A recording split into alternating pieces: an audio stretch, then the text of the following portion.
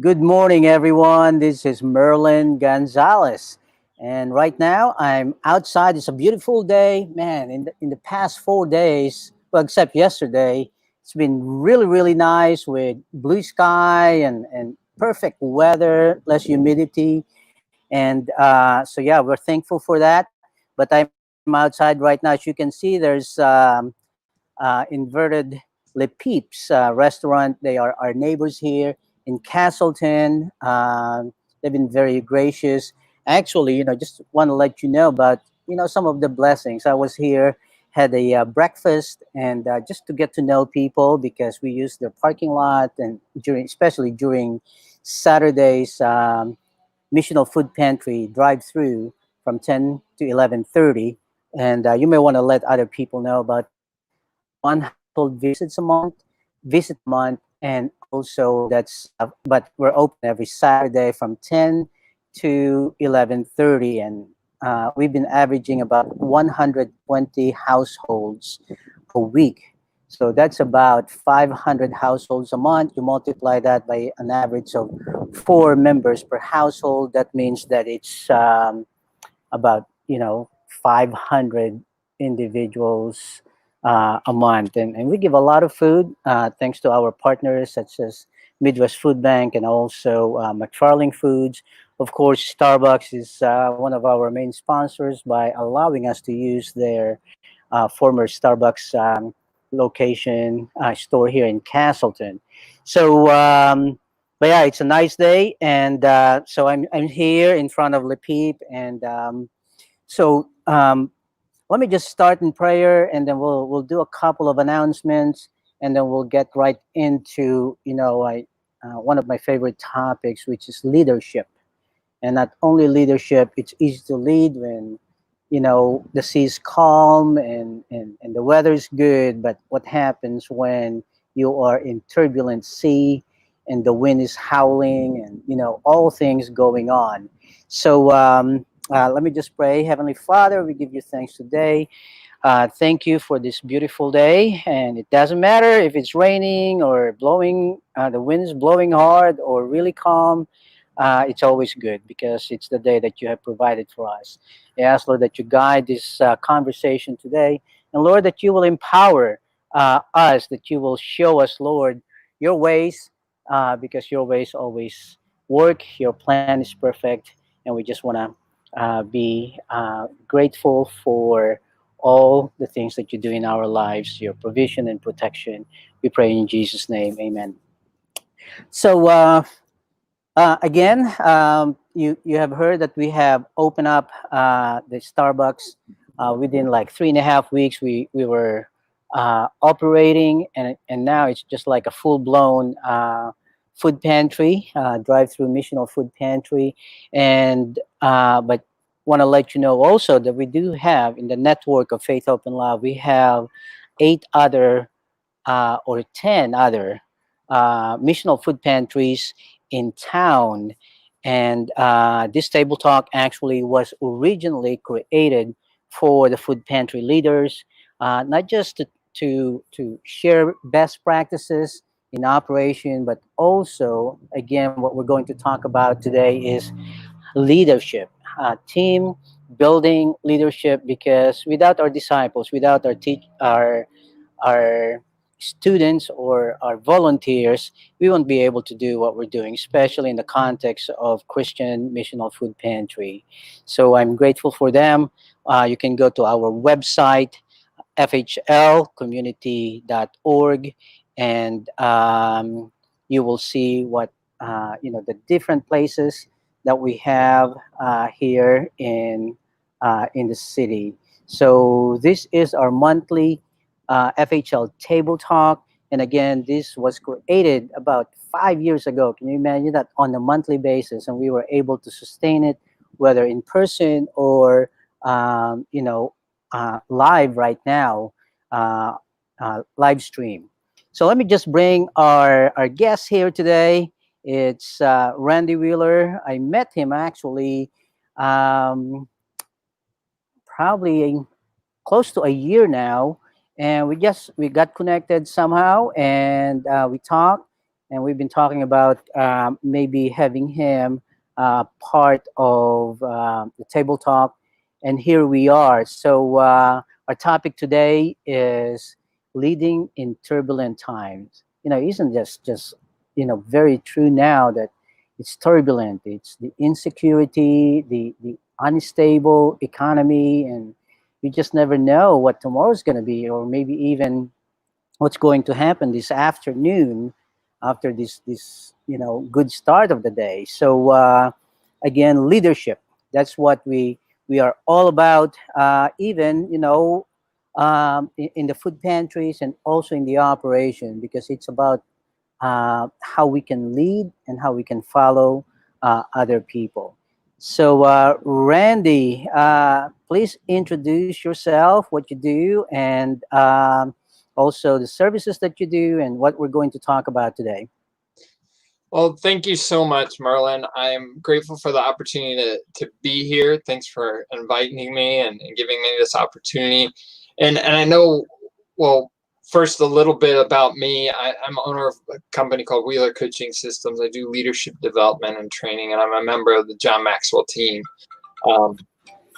And originally, when Merlin and I talked, we were going to talk. I was going to talk about something a little different, but we kind of made a pivot on that, and I'll get into that pivot because you're going to hear more.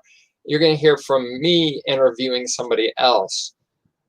Yeah, this morning. I'm part of a mastermind group, which is one thing that I do is helping bring people together and helping them think into their leadership in a group environment, as well as acting as a thinking partner for people. But we're in this group and is with some other fellow John Maxwell team members, and we're working through John's material on turning adversity into advantage. And one of the ideas, he talks about these different principles, and one of the ideas he shares in there is realizing that motions influence emotions. I don't know about you. Well, I wonder, all of you that are watching right now, how many of you would say you are a leader? If you'd say you're a leader, put a little yes there in the chat. That'd be awesome. And my next question to that, before I keep going on this emotion thing, is if you don't think you're a leader, do you interact with somebody? Everybody that's watching, the answer should be yes. Otherwise, I'm not sure how you're watching it right now, because we all interact with somebody, and all leadership is influence. Whether it's on the front line serving somebody, or if it's leading the whole team from a position, we're all influencing all the time. But the challenge is, I know the hardest person for me to lead is the guy looking at you right now. And sometimes it's that emotional aspect of things that gets me stuck. And if you look at the word emotion, it's energy in motion. So sometimes when we get stuck, when we feel paralyzed by the difficulties around us, we may just want to stop and not do anything. Now, for people of faith, then we stop and we turn, we ask God for direction. But sometimes we may still just stay in that state and never move into motion, and just know that the emotion will catch up to us. So I just wanted to share that that thought of, when you're getting stuck and feeling stuck as a leader emotionally, surround yourself with people that help you get into motion. I know last week or earlier in the week, I just was processing all that's been going on. And I've had over the past week or so some conversations with people that have helped open my eyes to the realities that I was kind of aware of, but not as fully aware. It's so different when you hear those realities from people that you're friends with and the difficulties they experience because of inequalities. And as Merlin and I were talking, I said, hey, we kind of decided together, let's do a little shift. And what I had the opportunity to do is I had an opportunity to interview Commander Mike Woolley, who's with the Indianapolis Metropolitan Police Department. I asked him about the idea of coming on today. He just didn't know if he'd be able to come on, for whether if he'd be needed for other reasons. So what we're going to do is, for the next number of minutes here, I'm going to share with you my interview with him as we talk a little bit about leadership, a little bit about even the practicalities of leading uh, in an environment where you're helping serve other people, and safety and security issues. So as you're watching, as you're thinking about leadership, think of questions you may have. On the backside, Merlin and I are going to just kind of discuss it a little bit and reflect on it. But we want to hear from you as well and hear your questions and your thoughts. Yeah, before So, before we show the video, yeah. and I would like to encourage. There are 12 live people right now to share this and invite others, because again, what you will see is Commander Woolley. He's one of the commanders of IMPD, and he's going to talk about not just the uncertainties, but also again about leadership. I haven't seen the video yet, so this will be fresh for me as well. So as we are watching it, I think you can start commenting on the video, and again invite others to join us. It's not too late. For those of you who are just watching this, maybe on a replay, stay with us, because I know that this is going to be a really great help for all of us, and maybe even change some of our perspectives in life, in in light of what's happening in our community. So just want to share that with you. Again, comment, share it with other people. This is not just to promote this thing, but this is really for us, for you, for the community, because the better we can inform, the better we can have a larger perspective on what's happening in our community, the better it is for all of us, not just for us, not just for our disciples, our teachers, but for the entire community, because we know we're going to come out of this soon, and we're going to come out even stronger. So take it away, Randy. Yeah, and like I said, the interview is with Commander Mike Woolley, who's with the Indianapolis Metropolitan Police Department, and we start off here talking about leadership. So I think everything's queued up for you. Do you need me to do anything on my end? And we're good to go.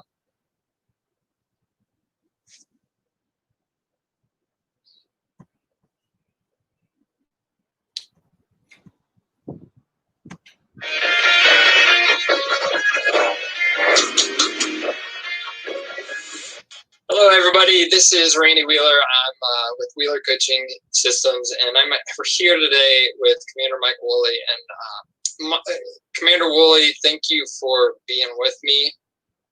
And we were here kind of just talking about leading during adversity in light of the present circumstances we're living in.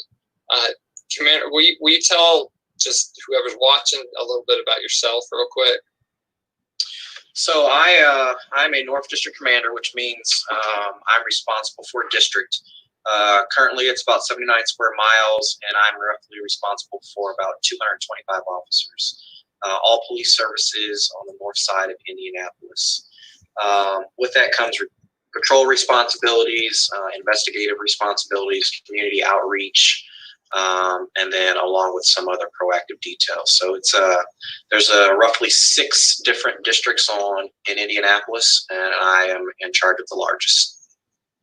Okay. Well, I thank you for giving me some of your time, because what we were doing is we want to share this with people that I know that I have a friend who owns an organization, and they serve people that are leading food pantries. Okay. In the urban Indianapolis area. So I kind of have just a few questions for you. The first one is, what have you been learning? Because you know me, I love talking about leadership. So what have you been learning about leadership during this time? Not only maybe this present reality with all the tensions in the city, but even backing up before that, when COVID happened, it just began. I'm just curious what kind of leadership lessons you've been learning. That's a good question. I guess the most important is communication is very, very important, especially in times of chaos or seemingly chaos.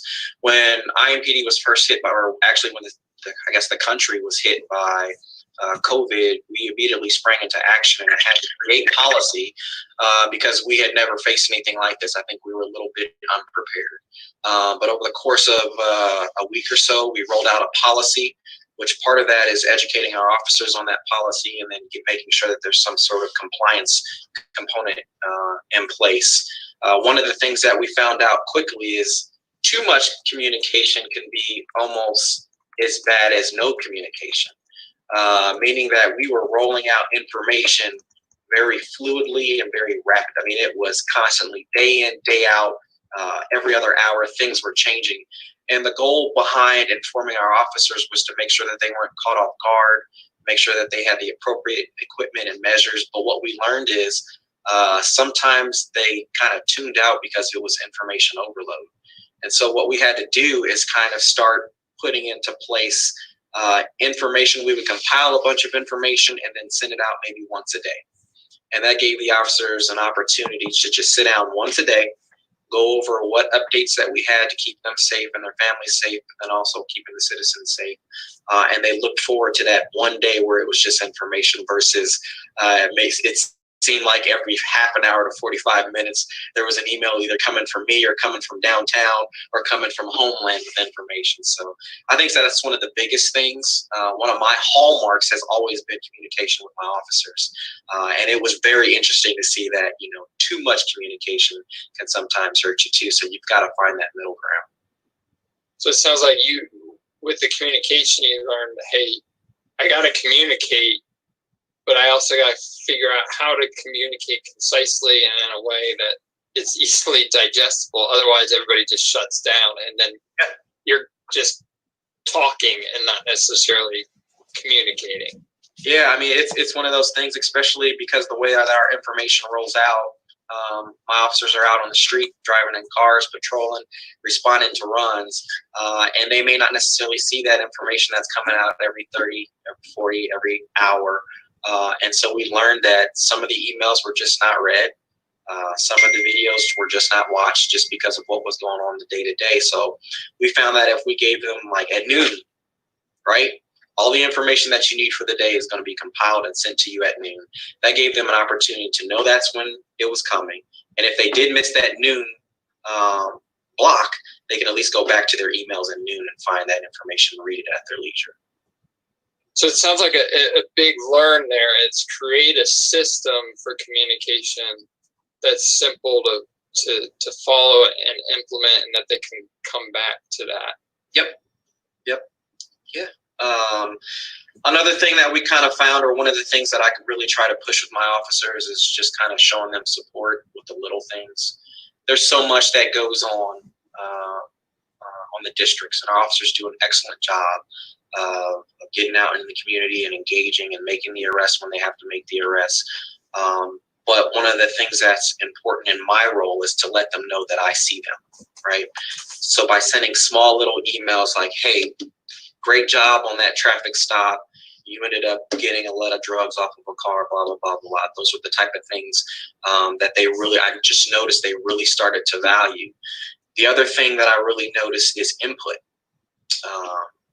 I send an email out every Friday with updates, things that I want the officers to know specific to my district. And I always close the emails out with, if there's anything that you want to know, any ideas that you have, or any concerns that you may have, I want to be able to address those in this emails or get those answers to you. And that includes letting me know if they feel like we're doing something. Me as a district commander, if I'm doing something wrong or right, they want input. I enjoy the feedback. Maybe that's the millennial in me. I enjoy the feedback, but then they also like the input. So if there's something coming from downtown or a policy that's possibly being implemented, sometimes I will send an email out to my officers and say, hey, this is in the works. If you guys want to meet and discuss this, let's discuss it. And then I'll push your concerns up the chain so that you have your voices heard. And I think that's really worked out well for them as well. And are you saying that you've up-leveled that even during this time? It sounds like that's something you've always done, that you've tried to make sure they know they can be heard, so you want them to be heard and you want to hear from them. But it sounds like you're saying you've kind of... I do more of it now, while everything with the COVID, the civil unrest, the sheer violence that we're seeing, the uptick in violence that we're seeing here in Indianapolis. I want to make sure as we put information out that they feel like they have an opportunity to even sometimes after the directives or orders have been given, that they have an opportunity to digest that and ask questions. The why is important. I think you did a video on the why a while ago that I watched. The why is so important, even in a paramilitary organization. Explaining why we're doing things so that they know is a whole lot easier than just saying do it because I said so. Absolutely. So there's so many places that I want to go with just that. What would you say to people that are trying to lead their organizations and they're in an environment where there is civil unrest? So maybe, like, for example, these different food pantries or other type of organizations that they're trying to serve those in need, but they're just giving their time. And what would you say to them about leading their teams? Maybe speak to that first, and then maybe the next thing is speaking to kind of safety and that side of your expertise. So that's tough. I guess for me or for us, with my officers, the biggest thing is to know that they have support or they are supported. I've got to be completely honest, just because of the things that are going on. The loudest voices being heard by our officers is pretty much that we're doing our jobs wrong. We're not doing things right. There are a lot of people that are upset. And so the biggest thing that I have to say, or that I try to do during this time of uncertainty, is impress upon my officers: you are good people, you are good officers, you are supported by your administration. And part of that is me actually getting out of my role as an administrator or district commander and going out with them and taking on the duties and roles and responsibilities that they do. So I guess lead by example, or get out there with the troops and take the police runs, take the police reports, get out there, let them see that I'm there with them. So if you convert that to a food bank or pantry, I would say make sure you're on the lines. Make sure you're helping to pass out food. Although you are the overarching organizer or leader of that group, they need to see you doing the small things. That's so important right now. They need to feel your support, but also see your support. So just being what I call that servant leader of, like, hey, you're in there with them, whether it's out on the lines in a food pantry, or like you're saying, you're not just sitting behind the desk listening and saying, hey, good job, you guys are doing great. You're actually getting out there and losing a lot of sleep and losing a ton of sleep, putting yourself out on the line, yeah. Not saying, hey, you guys are doing great, I gotta sit back here. Yeah, exactly. And I mean, they need to see you out there in the community, or they need to see you out there doing the things that you want them to do. Because when you send out information and directives, they want to know that you know what it's like to be where they are. And that way they feel like the information or the orders or the directives that you give, you agree with, you understand, and they're practical. Yeah. It also keeps you grounded too, right? You know what you're going through. So when you're looking at incidents as they occur, you're like, well, I get that. I can see that there's a lot going on, and you have more empathy for what they're having to deal with. So what would you say from a safety and security standpoint when it comes to whether these organizations that exist to serve and to help the community in a time of unrest, whether it's this specific time or just any time of unrest? Because some of these organizations, unrest is probably common in where they serve just because of where they are. speak to that? What would you say? What do they need to know that maybe they're not aware of, or any tips on safety, security? So are we talking about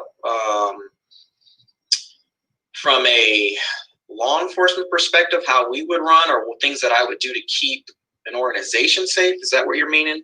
If you're thinking, okay, you Johnny are leading this food pantry, and you're in a very volatile area all the time. What kind of safety and security things would you say they need to be aware of, and maybe even aware of that they're not aware of that they have available to them? Like, as the leader, what do they need to be thinking about for their people, and then what is available to them as a part of the community? Does that clarify for you? So I guess I think what you're asking me is what would I do to keep my team safe and during the current circumstances? And we are talking about with civil unrest, right? Yep. Things that I would be looking at. The first and foremost, I don't want there to be a stigma placed on the current movement that's going on, because a lot of it is peaceful, right? A lot of it is peaceful. But there's just a small fraction of people, opportunists, that are getting involved and kind of disrupting things. And so what I would say is, at the end of the day, your employees are more valuable than any building, any merchandise, or anything like that. And so you've got to make sure that you have a plan in place to make sure that those employees are protected. Whether that means if you're in what I would call a hot zone, and there's a potential for riotous activity to get in that area, I would say have a plan to get your team out of there together. Work together and get out of there. I don't know that I would. My mission, if I weren't in law enforcement and I owned a business, my mission would not be to protect or stay in that business and fortify it and protect it with my all. It would more or less be get my employees to safety. We'll come back. We'll rebuild. But it's definitely what I have. My organization is not worth the lives of my employee or anyone getting hurt. That's what I would say. So even taking it, so that's a business, so even taking it to like a group, a nonprofit group that they're serving these people. So put like I've heard John Maxwell say and model, put people first, that, hey, these people you serve that come to your food pantry or whatever, how can you help them, keep them safe? How are you going to keep your volunteers safe? Obviously keeping yourself safe. Yeah. And if things go awry on the material side, it's going to all work out, but have that plan in place. Yeah, pretty much. Any tips on creating that plan? Some just high level tips on, some people may think about it, but I probably, if I were honest, I put that on lower on my list if I'm in a secure area, because I'm just like, that's boring, that's details. But it's important. It's important. It's very important. I would say come up as a team, come up with what you're comfortable with, because with some of the food pantries and things like that, there's an important need. That is an important need for that community. So decide as a team with the employees, what are you comfortable with doing? So as you see riotous activity start to happen and occur outside, at what point do you feel like you need to pull back your team and get them to safety? I think that there needs to be an early determination of that. That way you get a head start and you have a plan. You know, if you start seeing 50, 60 people outside, maybe it's time to close down and let's send everybody home, and then we'll come back in the morning. So have that together. Make sure you guys are physically parking your vehicles in the same area.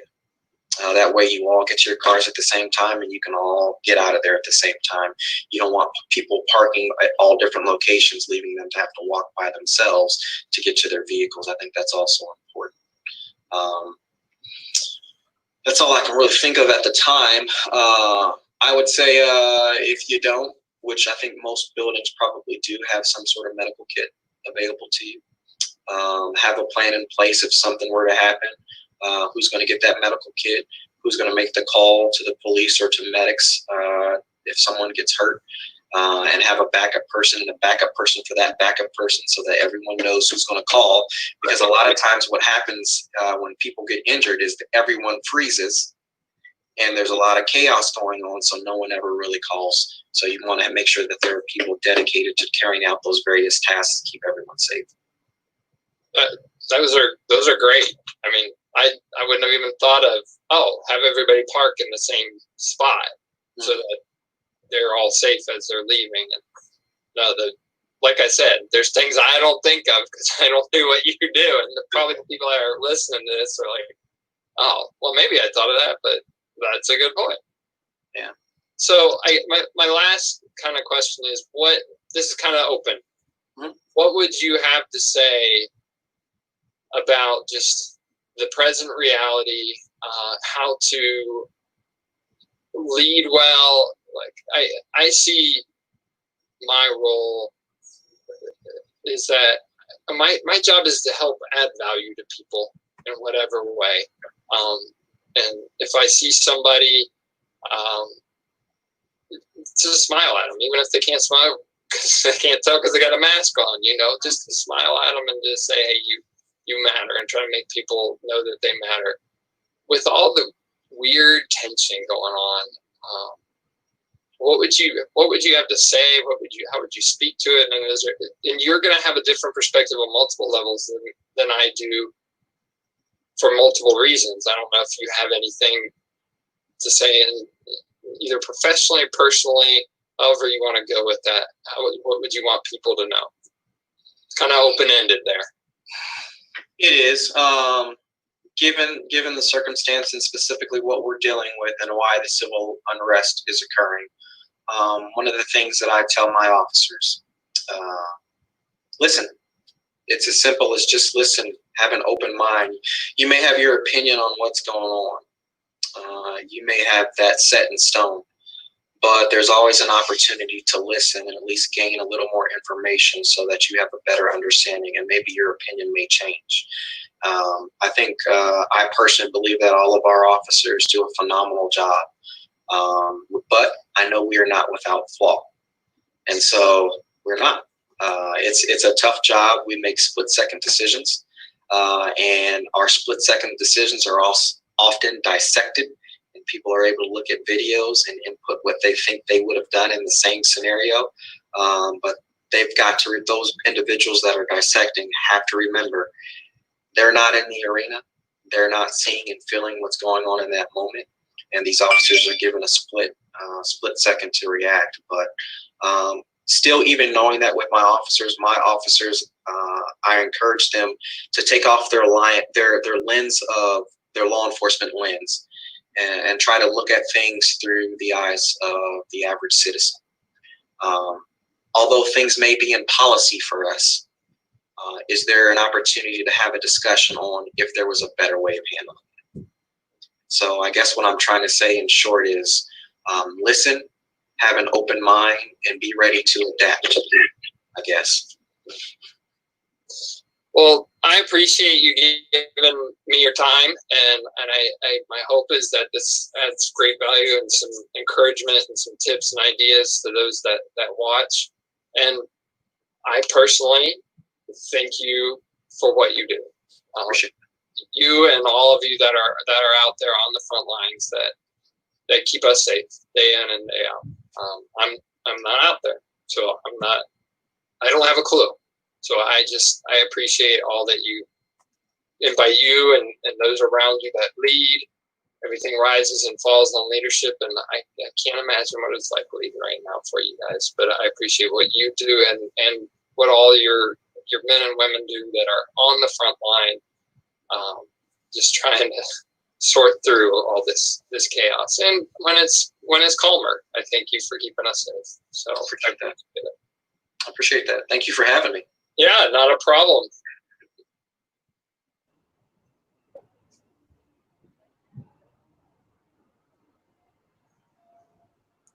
Wow. That was a great interview, great insights, and we have Kim Scott Miller, one of our food pantry directors, mentioned that thank you so much. We appreciate you for your support and protection. That's probably most especially for the IMPD and Commander Woolley. So I encourage you all now. We may have to end this maybe a few minutes early, so if you do have any questions, any comment, while me and Randy are just just dissecting and maybe just talking and discussing about this interview with the IMPD commander, you may want to post your comment on the chat, and we will try to address that. So, Randy, one of the things that came to mind was that in our training, I don't know if I shared this with you the first time that we met, was that our number one customers and even pastors, maybe even seasoned leaders, I tell them that in a food pantry, our number one customers are not the people out there. It's the people in here who are the volunteers, because the more, as what Commander Woolley mentioned, the more we can empower, train, and inform and communicate with our volunteers, the more they can represent us, the organization, or the department. And so we fully believe in that. That's one of our teachings, is to be able to really provide information, train, and disciple our people.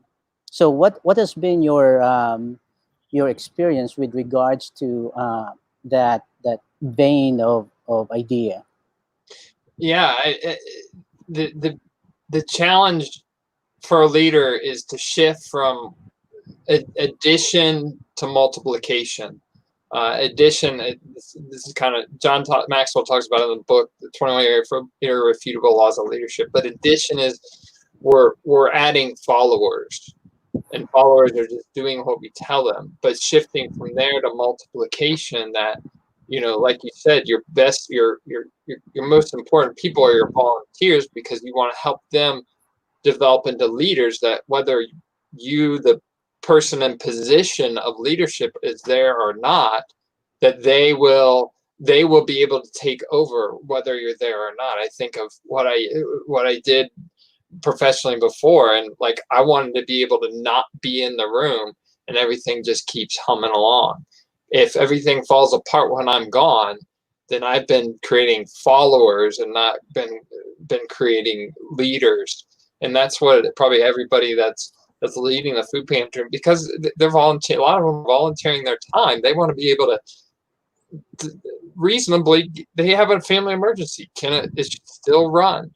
And what's interesting, one other thing he said when he talked in the beginning about communication, he figured out that we got to have a system for communication, and that applies on multiple levels, not just for communication, but on different things. The more you have a system and process in place, then the organization can function without a leader kind of micromanaging what's going on. So Yeah, I really appreciate that. I like that, rather than addition turn into multiplication. I never thought about that, but basically, our vision, embody that saying that, a lot of times, and I actually just communicated this with one of our leaders, that the mark of a leader is not so much as having so many followers, but so many leaders who can be uh, that can continue the vision even you're not around or you're not present, especially during the food pantry. I mean, it shouldn't depend on one person. And I think many leadership or many organizations, not all of them, and maybe some churches, and I'm not attacking the churches, but the reality is that when a pastor leave the church, normally you will see, we understand that there might be disruption, and also the numbers are going to go down, but there are, like, they totally shut down because the leader was not there. So I have a question here from Arik. How do we identify leadership candidates, and how do we delegate authority responsibility? So I take it away, Randy. That's a great question, and I don't have time at my command to go in depth with it, but let me throw out some ideas. Hopefully it helps. Um, how do I identify leadership candidates? The first thought that comes to mind is the idea of there's an idea, and now I said we don't want to develop followers. Let me expand on that for a second here. So a follower that we want is a guy named Ian Shellef kind of described a follower as a person who's aligned with the leader and the common purpose. So what that means is you find people in your organization, you find people on your team that they don't just show up, they're passionate about it. They wouldn't be there if they weren't passionate about it with what you're doing, but they're eager to give you more ideas and even assume some responsibility as you spot those, or maybe you see somebody that's faithfully coming and maybe they're timid to take on a little more responsibility, but you say, hey, will you help with this? And just kind of give them opportunities to have that extra responsibility. It's helping identify, okay, could these people be a leader? Because with what we're talking about, they need to be passionate about the purpose, but also willing to do the work. Because if a person wants to lead just because they want a position, we probably don't want them in that position. But if they see that leadership is service, ultimately, your best servers are probably going to be ultimately your best leaders. They may or may not see themselves as a leader. So giving them those little responsibilities. So maybe you have a lot of tasks on your plate, and some of them are administrative. I know from what I do know about Faith, Hope, and Love that encouraging making phone calls to people, share that responsibility. The greatest challenge for myself and for leaders that I have worked around is wanting to hold on to control. Because whether it's maybe they birth the organization, the team, whatever it is, and when we want to hold on to control, we're less willing to equip and let go and empower others. Or I was talking with a group of people facilitating what's called the leadership game that I do with some teams, and what came out in our discussion was they wanted to give the responsibility, but they didn't want to necessarily take the time to train them. So we gotta get out of the short-term view for the long-term perspective. An organization I'm working with, he has some people that are training other people, and you've got to keep that long-range perspective. So hopefully I answered that question. I'll summarize with find the ones that are passionate and serving and give them a little responsibility. So as a long answer, gave you the Twitter response there at the end. Yeah, I'm so glad that you share that. And again, I'm not taking credits to it, but that's really what we have learned in the past was that identifying the leaders. And one of my faults there is that I see the best of what a person can be, and sometimes I move too quickly, and the person might not be ready yet. Can you say something about that, Randy? Well, I think the challenge of the leader is usually a leader sees, John puts it this way, they see more before. So they see where somebody can be, or see where they want the organization to be, the group to be, whatever. And a lot of times the types of people that are in those leadership roles are a certain personality type that may not be the most patient. So we have to be aware enough of ourselves. I know one of the tools that I utilize, our Maxwell Method Impact Reports, helps us understand our personality style, helps us improve our self-awareness, but aware of ourselves enough to know when we're throttling too far ahead. Because if we're going way far ahead of that individual and we look behind, no one's there, we're just going for a walk. So we got to slow down enough, make sure they got an idea of where we want to go, and then walk with them as they're growing. We it's kind of that situational leadership. John Blanchard talks about that. And there's, depending on the stage you're in, you may have to coach them more. You may get, when you get to a point that you just let them go. Did that kind of answer that question for you? Yes, yeah. And yeah, you just, there's a timing also. There's that window of Yep. opportunity. That's just like the Kairos time. It's just like the perfect timing. Not just for like opportunity, just like when we opened this Starbucks. Starbucks Corporation came alongside the vision. It was the perfect timing. It was a Kairos time, but I think that happens not only in situations but also in people.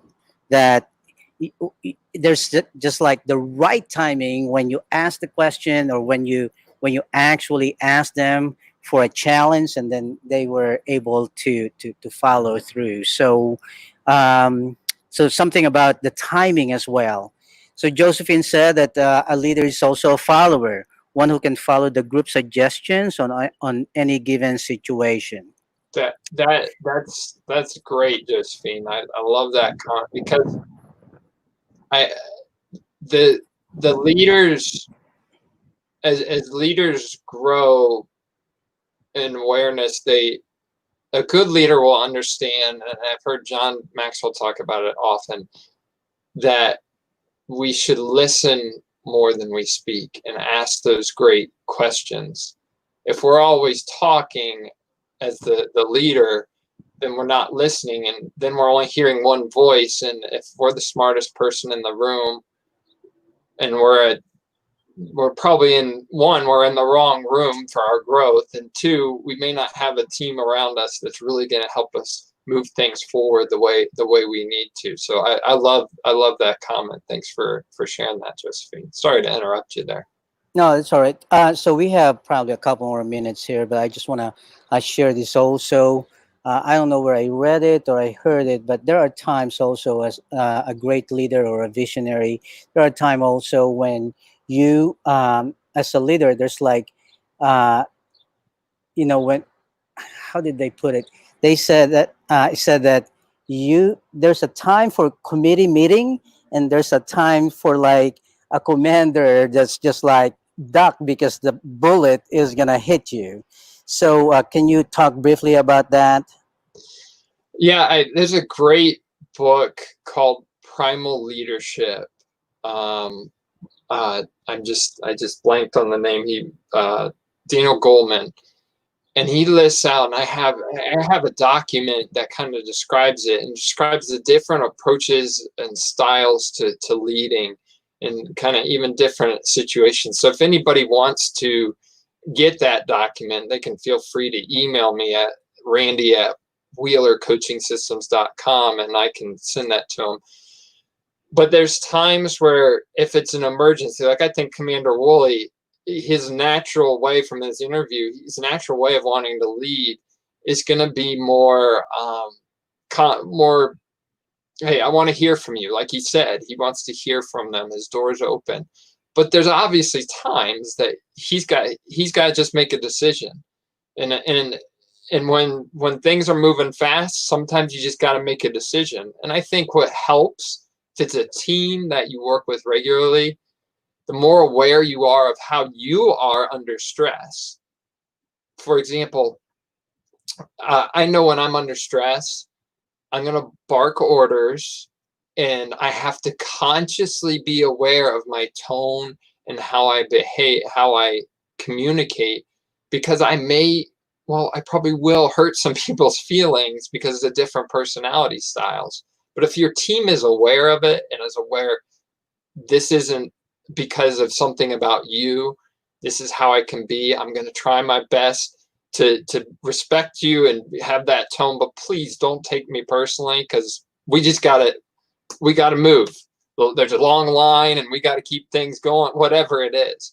I think that awareness, self-awareness, and then being open and transparent about how you are, not excusing poor behavior, but being open and transparent. So there's an understanding that everybody's like, okay, yeah, they're really talkative when they're under stress. Don't get annoyed. Just they're under stress. Now you're aware. So that And self-awareness helps.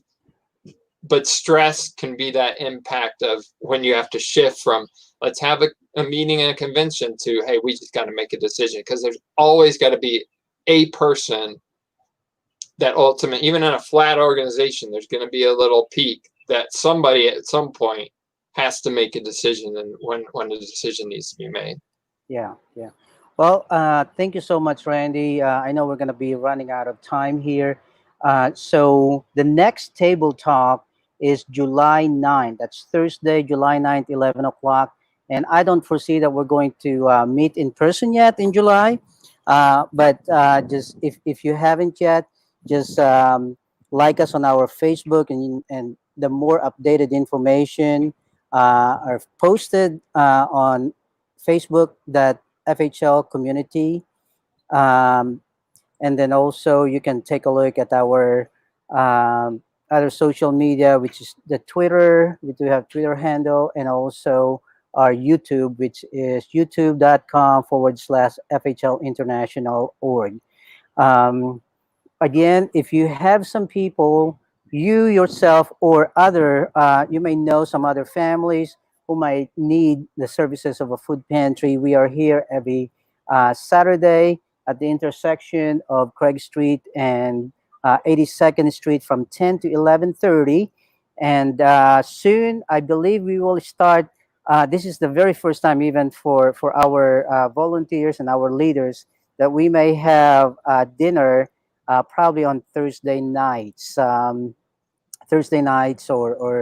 probably Thursday nights or Friday nights. And so that's another way for us to be able to serve the community. So every Saturday, 10 to 11:30, one household visit a month for our food pantry.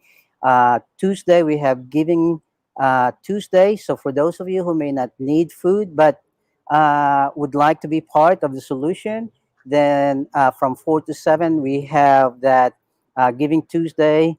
You can just come over and give, financially, or maybe in-kind donations. And we have also drive-through prayers from 4 to 7 every Tuesday. And again, very soon we're going to be not serving dinner, but it's already cooked, it's packed, it's pre-packed, and you can take home and warm it, and then you can have dinner at home. So, Landy, any last minute Yeah. comment? First of all, if anybody, you go to that website there's a free leadership ebook, and if anybody wants to talk about leadership development further, and me kind of coming alongside helping your team in any way, please reach out to me.